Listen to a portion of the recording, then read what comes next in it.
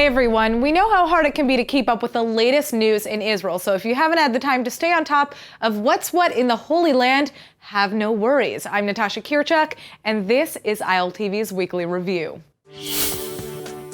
Responding to the accusations against him Tuesday night, Prime Minister Netanyahu says that we need to pressure the Israeli justice system and avert the left's attempted coup, that Netanyahu is facing charges of fraud, breach of trust, and bribery across 3 different criminal probes.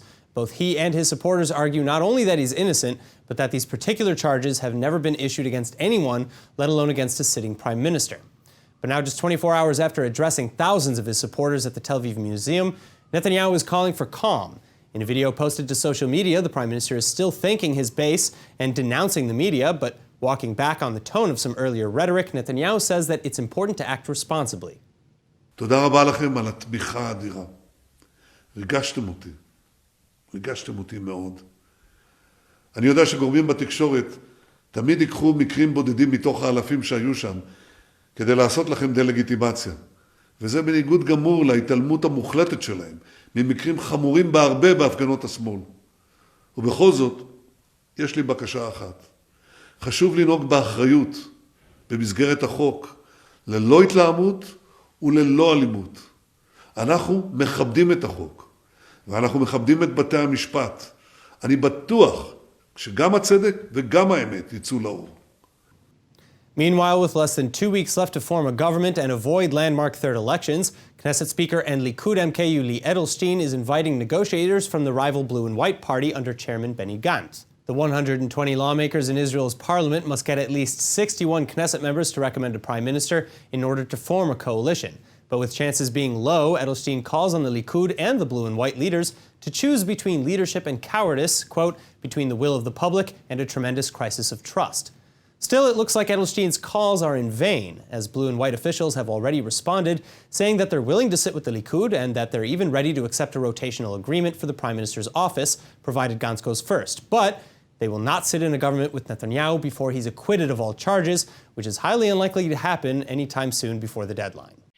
And moving on, with Naftali Bennett as acting Israeli defense minister, the IDF is now redefining how it responds to Palestinian terrorism. In a statement released by the IDF Thursday morning, the military is confirming overnight operations in Judea and Samaria, or the West Bank, in which they demolished 4 homes belonging to the Palestinians connected to the murder of 18-year-old yeshiva student Dvir Sorek. Sorek was stabbed to death in August 2019 while on the way to a religious seminary where he studied. And cousins Nasir and Qasem Asafra were later charged with the murder, while 3 others have been indicted in connection. The IDF sees the practice of terrorist home demolitions as a deterrent to future terrorist attacks, while the Palestinians see it as an ineffective collective punishment. Either way, Defense Minister Bennett says that a heavy price must be exacted against all who raise a hand against Israeli citizens. And that's why now, in addition to home demolitions, Bennett has issued a new policy directive. The IDF will no longer release the bodies of terrorists for burial, regardless of which terror group they belong to, and exceptions will only be made at the defense minister's discretion. Finally, the directive is expected to be introduced at the next Security Cabinet meeting as part of a larger policy on deterrence. And this also reportedly follows a request made by Prime Minister Netanyahu 10 days ago after meeting with the families of Hadar Golden and Oron Shaul, 2 Israeli soldiers whose remains have been held hostage by Hamas in Gaza for over 5 years' time. Reports of explosions are again crossing southern Israel overnight as the IDF confirms striking multiple Hamas targets in the Gaza Strip in retaliation for resumed rocket fire. Reports of explosions are again crossing southern Israel overnight as the IDF confirms striking multiple Hamas targets in the Gaza Strip in retaliation for resumed rocket fire. 2 rockets are reported to have been launched in conjunction with the Palestinians' Day of Rage Tuesday evening, and one was shot down by the Iron Dome while the other fell into an open field. But in response, regardless of the lack of damages, Israel hit a number of Hamas sites, including one that was used for the production of arms. And just a few hours later, the IDF reports carrying out a second wave of attacks, including against an underground facility in the northern Gaza Strip. Addressing the attacks, Prime Minister Netanyahu is saying that if terrorists in Gaza think they can raise their heads after Operation Black Belt, they're mistaken.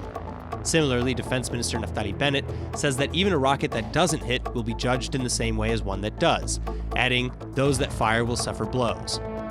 Meanwhile, thousands of Palestinians across sensitive points in Judea and Samaria, or the West Bank, were also taking part in the so-called Day of Rage by clashing with police, throwing stones and firebombs, and rioting. In fact, schools and public offices were all closed, and nearly 2,000 people gathered in Ramallah alone, where they were setting fire to effigies of United States President Trump, as well as to Israeli and U.S. flags. The Palestinians are marking the Day of Rage in response to the United States' recent policy shift regarding settlements in Judea and Samaria. And the IDF, on the other hand, prepared for the scheduled clashes by increasing the number of soldiers in the field and by issuing new directives to reduce the risk of resorting to lethal force. 77 Palestinians are reported to have suffered light to moderate injuries. In other news, a whole fleet of helicopters has been grounded, and over a dozen IDF soldiers are now catching their breaths after narrowly avoiding a tragedy overnight. Senior defense officials are today praising IAF pilots for their incredibly quick responses after discovering that their Yasser model helicopter's engine had caught fire Tuesday night.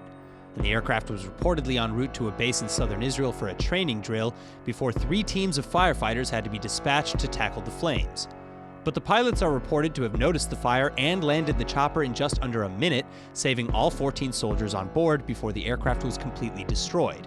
And now a full investigation into the cause of the blaze is underway, but for now the military says the engine fire resulted from technical malfunction and human error. And until further notice, the whole fleet of Yasser copters, aka Sikorsky CH-53C Stallions, will be grounded.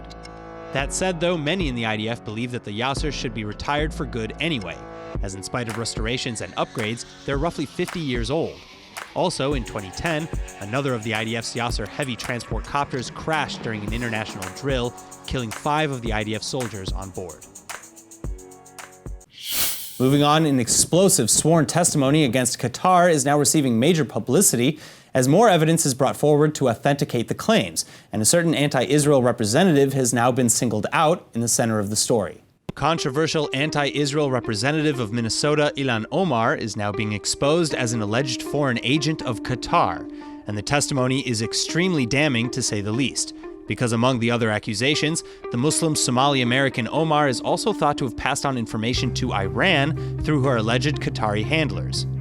But now the story starts with Kuwaiti-born Canadian businessman Alan Bender, who has been giving evidence to American federal courts for the trial of Sheikh Khalid Al Thani, the brother of Qatar's emir. And the sheikh is accused of ordering his U.S. bodyguards to murder 2 American people and hold another American hostage. Well, it was while giving this testimony, which was later authenticated, that Omar's name also came up. According to the deposition, Bender went on to describe meetings that he held with 3 Qatari officials, including Qatar's Security Affairs Secretary.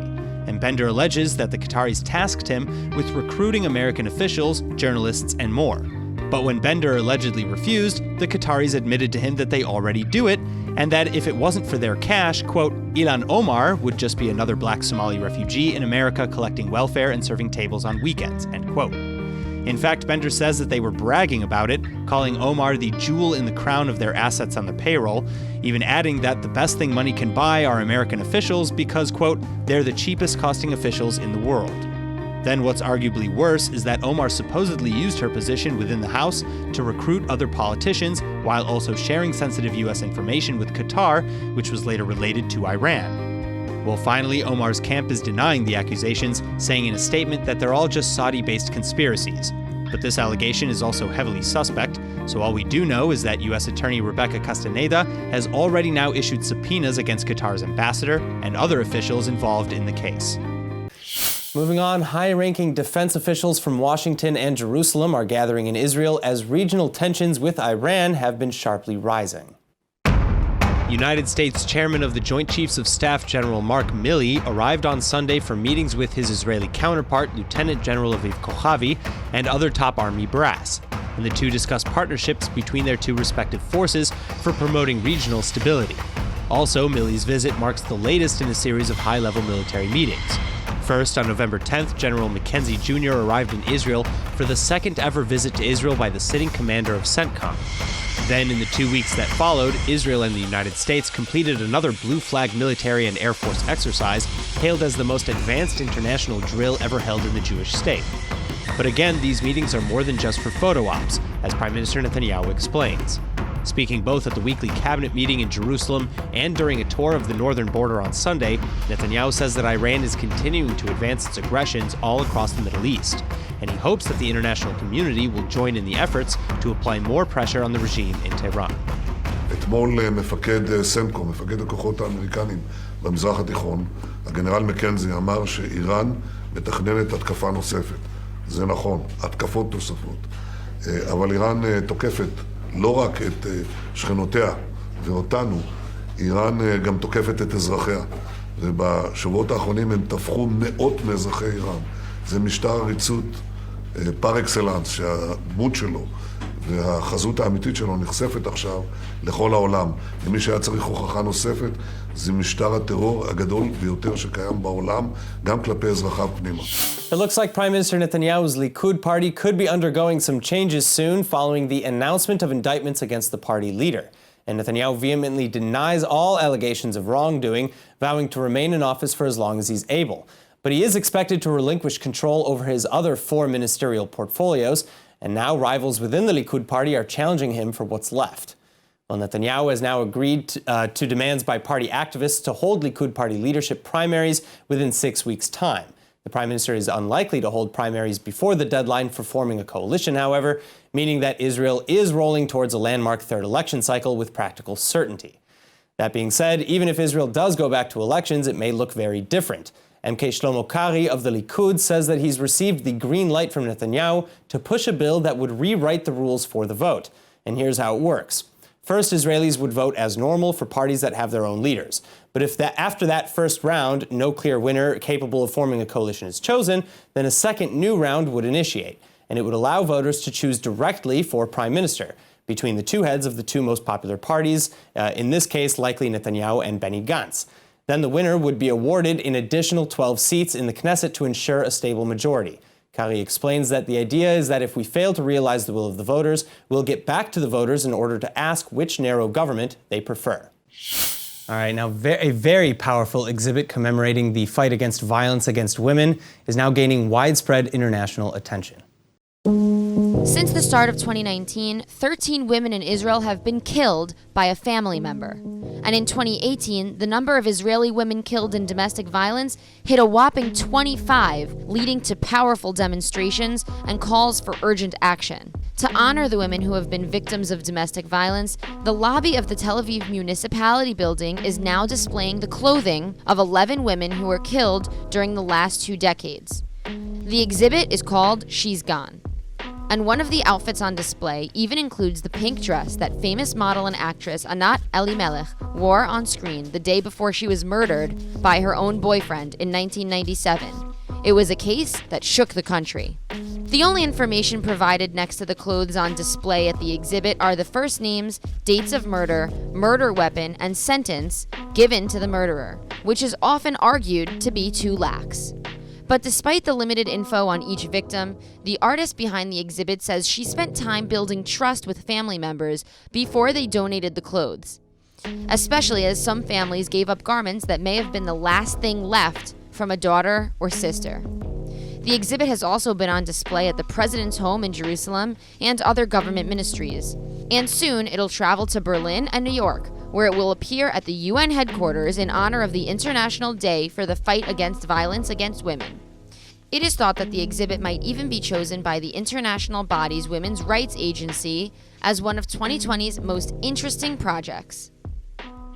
Moving on, Israel is unfortunately pretty used to defending itself against biased votes in international forums, but a new Israeli-led resolution is now getting near unanimous approval at the United Nations. Some 147 countries all voted in favor of the Agricultural Technologies for Development resolution at the United Nations General Assembly on Tuesday. Israel proposed the resolution as part of the UN Secretary General's goal to promote sustainable development, and everyone hopes that Israel's agro-technologies on offer will be able to help improve access to advanced agricultural capabilities. Today, the agricultural technologies we developed are being used by and improving the lives of millions around the world. With the global population rising, increasing urbanization, and unreliable growing conditions resulting from climate change, we all must seek ways to produce more using less. Only the Arab League countries, who usually vote against Israel automatically, refused to vote in favor. But seemingly out of reluctance to kill such an amazing opportunity, the Arab League abstained rather than vote against the resolution, and Israel knows it. Israeli ambassador to the UN, Dani Danon, says that the countries that chose not to support the resolution are the very ones that need it the most, adding that their decision to stick to their political biases only ends up harming their own citizens, who are thirsty for the technology and opportunities outlined in this resolution. The resolution's text encourages youth-focused agricultural projects, including training and financial inclusion services, and it also highlights sustainable use and management of water and other resources. Finally, for most Israelis, it's pretty common knowledge that Hebrew and Arabic have a lot of similarities. But a new Israeli video showing exactly how alike these sister languages really are is now going viral in the United Arab Emirates, and ILTV's Shanna Fuld joins us with the story. Shanna, all right. How did this video get popular? What is this? Well, this was a very cute video. It was put on by the Israel Foreign Ministry. Their Arabic department created a video in which they had two Israeli women go through a list of words that you can find in both Arabic and Hebrew, or words that had the same root or that sounded really similar. And I think that the idea was to show how similar these two Semitic languages are, and maybe to encourage the idea that these cultures have a lot of similarities in general. We're a lot more in common than we are separate. All right, well, that's amazing. You know, and what do you think, do you think that they hit their target? I think that they hit their target, but you know what? Let's let the viewers be responsible for judging that. Yeah, let's take a look. بنيان بنيان بيت بيت مهندس مهندس جسر جشر جدار جدار. Gosh, I love that. And I know that video goes on for a while too, because I've seen. I think that there's more than 24 words in there that are similar. Yeah. At least, I mean, they go on for a while, going through the body parts and the parts of the house and things like that that are similar. Wow. Now, Dr. Ali bin Tamim, who is a confidant of the president of the United Arab Emirates, he and a senior official of the UAE actually shared it on his Twitter. He has about 200,000 followers. That's awesome. And so this video got really a lot of views. It went viral. I mean, arguably viral. It went viral. They had up to 3 million views on this video. Which is pretty great because it means that there's a lot of reach, and not only is there so much reach, but in Arab-speaking the places that I think this video was intended to target, they are seeing it. The people are seeing it. Well, I'm loving the success of this video. I think it's such a simple but beautiful and well executed kind of idea. And I know even the alphabets are very similar between Hebrew and Arabic, so it's just really cool to see that put into action and to kind of share that with the world. Shanna, thank you so much. You're welcome. On another note, while students in Argentina make offensive music about the Nazis, a concert in Brazil is now showcasing the music written in spite of the Nazis. Earlier this week, an Italian composer brought to life the notes of the dead in a concert held in Sao Paulo, Brazil. Ah, voilà la partition. Ça a été fait au camp. Francesco Lotoro spent 30 years gathering up over 8,000 musical works that were salvaged from composers who lived during the Holocaust. Toilet paper scrolls, charcoal bag measures, and notes folded up and shoved into pockets, Lotoro was able to piece together a show that represented 1,600 different composers. And the concert commemorated the Jewish community's 75th anniversary of concentration camp liberation. And Lotoro dedicated his life to recovering these scraps from families throughout Europe who still had the music on hand. My father, when he fled, he folded it up and put it in his pocket. Lotoro says he's doing a mitzvah, though, or in Hebrew, a good deed, but he also says that he would probably be doing it anyway, even if he were not a Jew. At the age of 39, the composer converted from Catholicism to Judaism, and a few years back, a movie called The Maestro was actually produced showcasing the work and documenting Lotoro's journey to get the notes back and ultimately make them sing.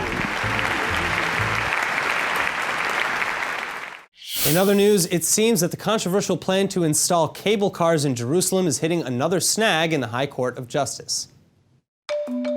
Aside from arguing that it'll be an eyesore, a group of Israeli archaeologists, architects, and researchers are all now pleading with the Israeli high courts to scrap plans to construct a cable car line to the Western Wall in Jerusalem's Old City. The plan is supposed to attract tourism and is expected to carry up to 3,000 people per hour during peak traffic, alleviating congestion issues and pollution around the capital. And it's already been green-lighted by the Tourism Ministry, the Finance Ministry, and the Ministries of Planning and Housing. But signatories of the petition, which include Israel Prize winners and former Antiquities Authority officials, say the Transportation Ministry wasn't even consulted, and they argue that it's as if the Tourism Ministry decided to set up a medical tourism hospital without consulting the Health Ministry in the process. The petition also says that projections of the visual impact of the cable cars are not realistic, and that even if everything else was in line, the interim government cannot sign off on such a massive project anyway. Then on the sidelines, many other researchers, preservation experts, and tour guides also argue that the plan is politically irresponsible, will spoil the unique views of the old city, and will fail to actually solve any problems with traffic and the like. The Tourism Ministry and Jerusalem Mayor Moshe Leon, on the other hand, still strongly support the initiative, boasting how the whole 1 mile or 1.5 kilometer long track will take just 5 minutes or less to travel, while stopping at most of the major tourism spots in the city. Now, talk about a true 180. Here is a story that you really don't want to miss, because it seems that an Iranian athlete is now heading to Israel to compete. ILTV's Nittany Manson reports. It's been a month now since the International Judo Federation barred Iranian-based athletes from competing over their continued refusal to face off against Israeli opponents. And the IFJ says the ban is indefinite, ending only when the regime in Tehran ends its long-running boycott against the Jewish state. But now you might remember that certain Iranian athletes are already braving the consequences of opposing their home state's policy. Saeed Moulai, for example, fled Iran for Germany after he was forced to intentionally lose the World Championship match in Tokyo against Israeli judoka Sagi Muki. And now that he's been granted refugee status, he says he's free to concentrate fully on judo as part of an international refugee team. Taking things one step further, though, is 23-year-old Mohammad Rashnon Ezhad, who similarly fled his native Iran over the boycott policy. And he has also recently been granted refugee status in Holland, where he's been living for the past 2 years and competing under the refugee flag. In fact, he was one of only 2 refugee athletes to medal in the Budapest Grand Prix, earning the bronze. And now he's finally setting his sights on his first Israeli mashups, as the Tel Aviv Grand Prix reports that Rashnon Ezhad has officially registered for the January competition. He'll be competing in the under 60 kilogram weight class, and we wish him the best of luck. That's it for ILTV's Weekly Review. See you next week.